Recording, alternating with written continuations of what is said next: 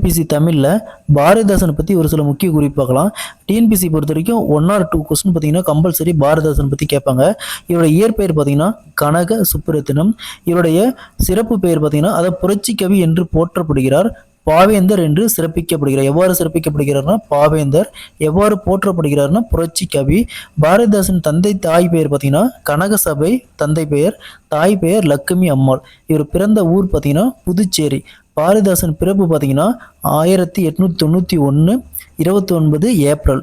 இறப்பு பார்த்தீங்கன்னா 21/4/1964. இவர் இயற்றிய நூல்கள் பார்த்தீங்கன்னா பாரதிதாசன் கவிதைகள், குடும்ப விளக்கு, அழகின் சிறப்பு, பாண்டியன் பரிசு, இசையமது, தமிழ் இயக்கம், இருண்ட வீடு. இவர் நடத்திய இதழ்கள் பார்த்தீங்கன்னா குயில் பொன்னி. குயில் என்னும் பாடலை பாடியவர் யாருன்னா பாரதியார்.